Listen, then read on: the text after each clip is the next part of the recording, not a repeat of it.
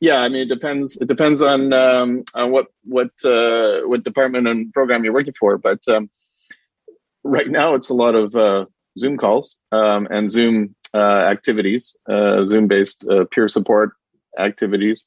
We're delivering ask the expert types of I would say webinar kind of formats, but people with spinal cord injuries. I mean, nobody prepares for a spinal cord injury. So there's just a million questions that people have. They don't know where to go for information, basic information about government programs or community supports or even just how to get on a bus or something like that. So all the questions and so we bring in experts to help answer a lot of the priority questions that people with spinal cord injuries have.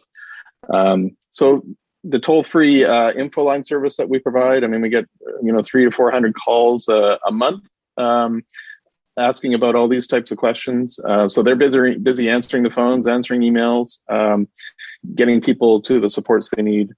The peer support is connecting people throughout the province, creating communities of support.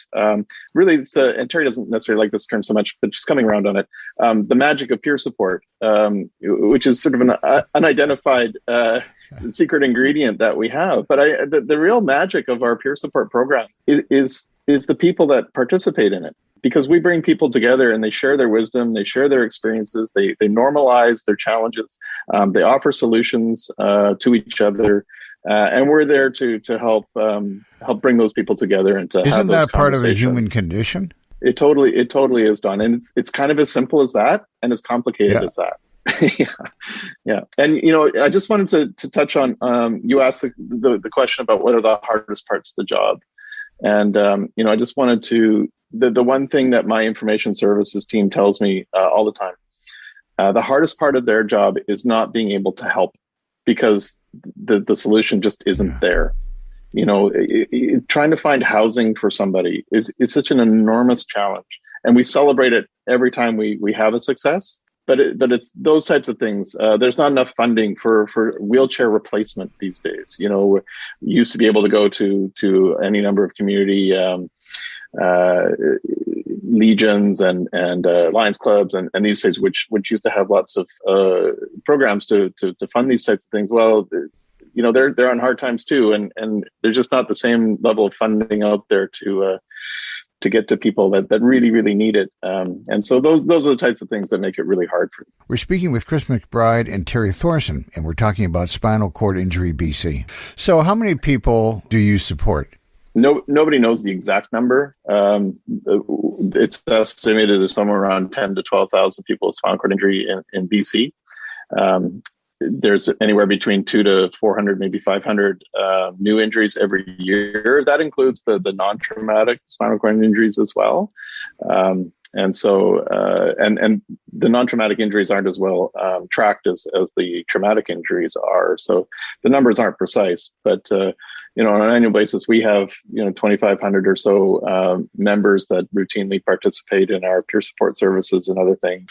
Over 4,000 to 5,000 that contact us through our info line service every year, and over 100,000 unique views on our website, and all the information services that we provided through our online websites and other types of services as well. I'm curious, what's changed for you since COVID-19? A couple of years ago, Teri really pushed for us to create an online peer support service to reach those that we knew were chronically isolated, whether it's for health or geographic reasons or for whatever. And so we launched a program called Reach Out, where we connected with people who hadn't been involved in our services for a long time, and we identified as being chronically isolated. And Teri, we chose Zoom in the end. We were well ahead of the curve on that one.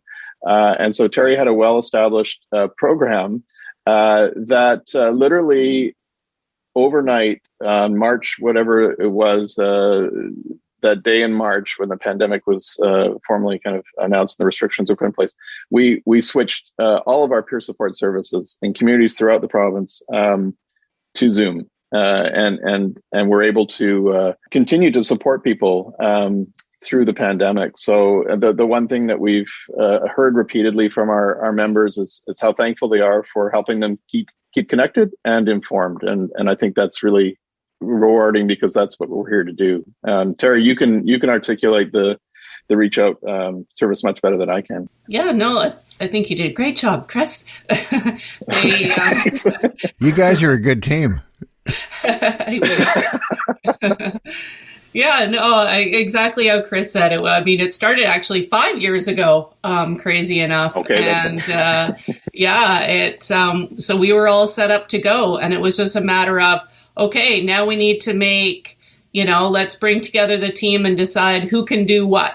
So every staff person pretty much had what do you love to do? My manager, she's into arts and crafts. So she decided that she was going to run an arts and craft night.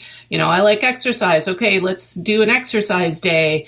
So we had multiple things happening every single day. We had cooking classes. I mean, we have members that literally do everything. We have a baker, we have chefs, we have, people who love to travel. So, connecting with our members was also a great way to lead groups. So, let's do a cooking show, let's do a travel show, what are people doing? So, yeah, it was a great way to re-engage the community again as well, and bring other people. And definitely people are getting zoomed out a little bit now, for sure. So, we don't have multiple things happening as much as we did in the beginning now.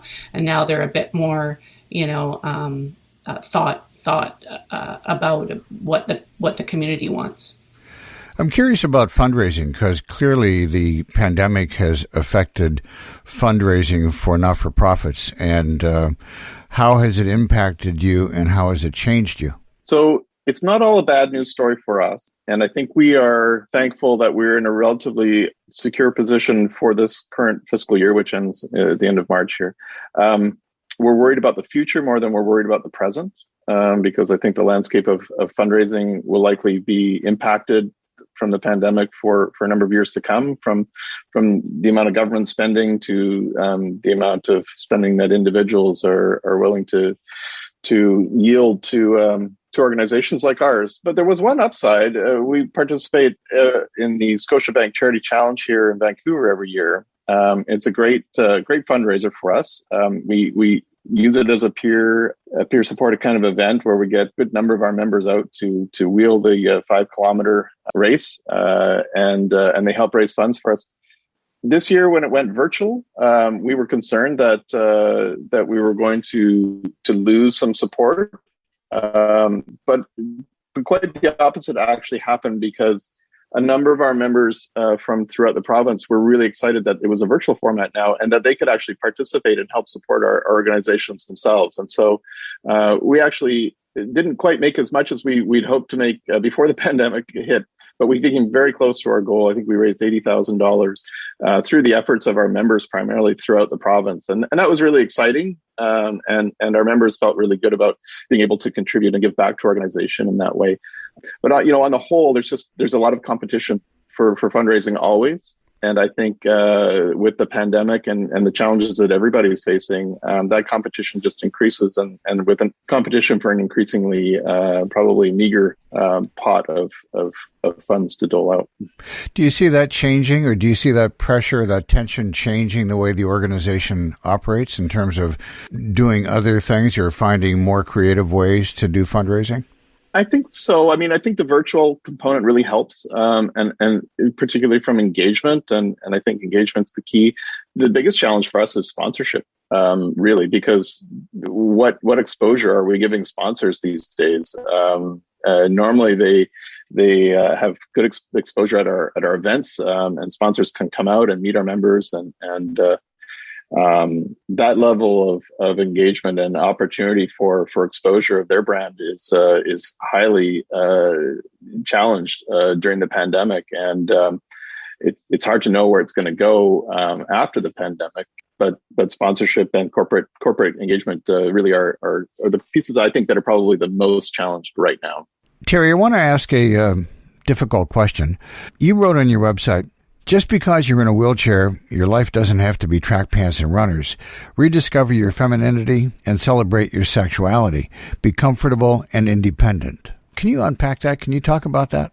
Yeah, I think that it's so, I know in my experience, I felt like my image, I came from somewhat of a superficial world and I felt very strong about, my image and how I present myself. And when I went into rehab, I never owned a pair of track pants or running shoes in my life, Don. I was a high heel, short skirt wearing, woman, right? And that was not, they clearly told me that was not going to be possible for me anymore. You're going to be wearing, track pants and running shoes. Like, that's just practical because you have to worry about pressure injuries and you have to worry about, being independent, getting dressed, all these things, comfort. And, for me, that took away my self-image and how I saw myself. It was really important for me to be able to, present myself in a certain way. But most importantly, I felt that my sexuality, my womanhood was taken away from me in a sense, because now people see me at the wheelchair. They don't even see that necessarily that I'm like a woman or now I'm a tetraplegic or quadriplegic. And that's how people identify me, right? And so I just kind of felt like that whole piece was taken away, that I was being looked at differently. And I feel like it's really important to sometimes, address that as, I know that there's a lot of maybe different feeling out there about that people first language. I myself feel like it's important to recognize like gender first, right? And how you identify in whatever way that is. So how do we unlearn old behaviors? How do we learn to see each other differently? Well, I don't know. I mean, it's hard. I think everybody's different and we're all going to react in different ways. I don't have a problem with people asking me, polite questions. And I don't have a problem with people asking me, if I need assistance. I think the biggest problem is like making assumptions and then we also have a big problem with being inspiring when we're out just doing grocery shopping, right? And doing everything that everybody else does. I feel like I'm inspiring in other ways of my life, but maybe not because I drive my son to school or that I drive for that matter. I think that everybody can be inspiring no matter what. And I hope to inspire other people just in having a good life. But, again, like every single person is different in how they want to be treated. And I think it's just, a matter of asking, really, how do you want to be identified? How do you want me to sit and talk to you? Is it easier for me to bring a chair over? Or would you like me to, like bend down? Or are you okay looking up, if you're talking to a person in a wheelchair? So simple things like that. Just asking. Are we shy or are we awkward in asking those difficult questions? I mean, yes. I definitely think so. I think that, I don't think it's appropriate to go up to a person and ask them when you're shopping for groceries, hey, what happened to you? 5-year-olds do that all the time and that's okay. And I think, talking to kids is really important and having them understand what disability is about. But, I think that there's ways that you can do it and ask questions about more about, I think, accessibility and, creating a barrier-free world and that attitudinal barrier thing, like educating yourself. And Chris, I'm sure you have something to say too.